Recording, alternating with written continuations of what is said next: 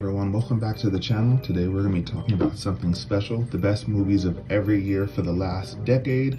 Now these are going to be my personal picks, and I have not seen every movie out there. This is going to go from 2013 to 2023, although I am going to briefly talk about 2024, but just know I'm a little behind on movies this year, so if your favorite movie isn't my pick for that year or this year, just know I probably haven't seen it yet, and just drop it down in the comments because I'm always looking for new movies to watch. Starting off today, guys, we're going to be starting in 2013. My top pick of 2013 is The Wolf of Wall Street. Martin Scorsese's wild and unfiltered take on Wall Street is so entertaining. Leonardo DiCaprio is one of my favorite actors, and it's just crazy that he didn't win anything on this movie. I know it probably wasn't the most hard portrayal of a character considering other things that DiCaprio has done, but he really makes this movie, and you really just feel kind of jealous that you weren't able to live in such a wild time and just make all that money that they made. So this is a great movie. I can almost watch it in any mood. I probably watch it a couple times every year. And then my runner-up, probably not as popular, is going to be About Time. This is a kind of romantic drama sci-fi movie by Richard Curtis. It's kind of about a guy, you know the guy from Star Wars. I'll put his picture. About time travel. It's more about a romance, and the main character has time travel powers that allow them to go back and relive other moments. So they basically have like a personal do-over, and it's kind of just about him finding love, and it's really a good movie, and it's deeper than it sounds. I'm not really able to describe it well, but if you have time, you should definitely check out About Time. For 2014, I have to go with John Wick. Keanu Reeves redefined the action genre with his portrayal of the hitman, and everything is just crazy because we have so many memes about John Wick now. There's 4 movies. No one can tell me in 2014 that they thought this movie was going to birth a whole cinematic universe. They have the Continental show. They're going to have that ballerina movie. They're probably doing a John Wick 5. John Wick is amazing. In my opinion, the first one is the best John Wick, and I loved seeing Theon Greyjoy get his stuff handed to him. R.I.P. the dog, the first dog. We'll never forget about that dog. Very good movie.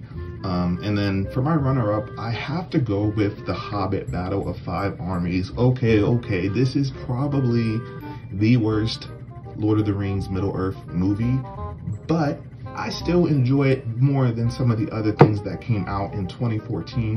When The Hobbits came out, I went to go see them for my birthday every year, and this was kind of the last one that I got to see in theaters because it was the last movie. So even though there were better movies maybe in other people's opinions, I have to put The Hobbit here just for respect.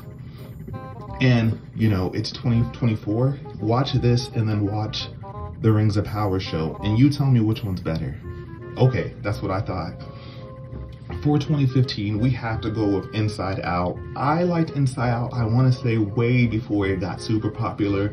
Like Inside Out 2, I believe it's like the 9th highest gross selling movie of all time, so it's doing really well. Honestly, the first one is way better in my opinion, and at the time there just wasn't anything like this. Like, Pixar was really in their bag when they made this movie.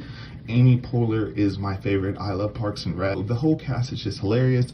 On the other end of this, for my runner-up, I have to go with Everest. I love, and I don't know if you would call this a disaster movie, but it's kind of like a survival thriller based on a true story. So as far as based on a true story movies, those are kind of hit and miss for me, but this one is definitely a hit. It has Jake Gyllenhaal and some other cast members as they're attempting to mount Mount Everest. The title, there it is. Movie is really compelling, very good. You may not like the ending, but the journey to that ending is just breathtaking. 2016, we have to go with Hacksaw Ridge. Hacksaw Ridge has to be my favorite war movie of all time. Andrew Garfield was in his bag. This movie is so good, directed by Mel Gibson, based on another true story about Desmond Doss, a medic who's serving in World War II with a vow to never touch a weapon. This movie is phenomenal. The action sequences are crazy, and the fact that this is based on a true story, it's probably one of the best true story movies of all time, in my opinion. Even if you're not big on war movies, watch this movie because it is the war movie in my opinion. And for my runner-up, I have to give it to Doctor Strange. I really liked this movie.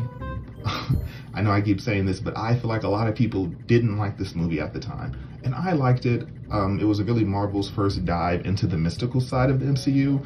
And, you know, like I said earlier, a lot of these movies weren't like that at the time. But when you compare it to some of the Phase 4 stuff that's come out, this movie is definitely superior. It's really hard for me to say whether I like this one or the second one better, but this one is a more contained story. You don't have Wanda or other Avengers showing up. It's literally just Doctor Strange, and it really gives Benedict Cumberbatch a performance and really lets him take the stage as the star of his own film. For 2017, I have to go with Get Out. I don't think anyone thought Jordan Peele was going to be able to make this movie the way it is. It's so crazy that comedy and horror are like the same sides, different sides of the same coin, you know? This movie, amazing. I don't even know what to tell you that hasn't been said already about this movie. I'm not even going to tell you to watch this movie because you've probably already seen it. And if you haven't, go ahead and click off on this video. I'm not going to be mad. Go watch Get Out, come back. But before you go, just note this runner-up. Runner-up for this year is going to be Life. I know most people have not seen this movie, but it has a lot of people in it. Ryan Reynolds, we have Jake Gyllenhaal, we have Rebecca Ferguson, and this is a really good alien sci-fi thriller. I really can't tell you too much about it because you just gotta watch the movie. But if you're a fan of Alien or Predator or stuff like this, I think Life is one of the best alien thriller movies out there as far as, you know, us versus them mentality. So if you haven't seen it, you should definitely go check out Life. For 2018, I'm going to have to give it to, and this one was really, really tough. 2018 is one of the best movie years, in my opinion. It was really hard to pick my number one and my number two, and they could really be flip-flopped. It's very close. But for my number one, I have to go with Avengers Infinity War. This movie was amazing. You just couldn't describe the feeling to someone who wasn't there. Walking out of the theater after Thanos had snapped and knowing you had to wait another year to get some closure. You couldn't describe that. I honestly think there will be nothing like this. Marvel, the MCU is kind of in decline. I don't see DC matching the hype of Infinity War. This is a cinematic debut with about 10 years of build-up. On the other hand, for my runner-up, this is the beginning of something new. Spider-Man Into the Spider-Verse, which totally revitalized the animation scene. There are so many movies that you can look at nowadays and you're like, that looks like Spider-Verse. Spider-Verse just brought so much life to the animation scene. It's really hard me putting it my runner-up because I really loved this movie, but I just have to respect the amount of build-up and payoff that comes with Infinity War. For 2019, believe it or not, I had to put Endgame. Although I probably like Infinity War better, the Avengers Endgame, you could really just call this the climax or the finale of the MCU. Like, if you watch this, watch No Way Home, and you could just pretend this is the end because that's how much it wraps up. It has a final battle with our favorite Captain America, Iron Man, Thor. All of the other Avengers show up against Thanos, the guy who won the previous year. The hype was worth it and the wait was worth it. And like I said with Infinity War, I just don't see this effect being recreated. My second one is going to be Knives Out, Rian Johnson's modern take on a whodunit. This is really good with Daniel Craig. I never really liked James Bond, so I really didn't think James Bond was going to be good in this movie, but I did like to see Lakeith Stanfield. I had followed him for a while, and he's really doing his thing out here. Ever since I seen him in Atlanta, he's always been fun to watch. This mystery movie, which also has Chris Evans in it, so I guess 2019 is the year of Chris Evans, because he also did Endgame, obviously Captain America, and then he plays a character named Ransom in Knives Out, so he was really good this year. You should just watch Knives Out. There's a sequel called Glass Onion that came out a year or two ago. Not as good, still worth a watch. Not gonna make this list. 2020, I know you probably have not seen this movie, so really love it was really good. I know this was a very cinematic year due to COVID and everything like that, but this movie is directed by Angel Christie Williams, and it's really a low-key, very low-key, quiet, soulful black romance movie about two characters, an artist and a lawyer, kind of trying to make it work in a modern setting. I really like this movie. I think it is a perfect love story, but I am weak to love stories.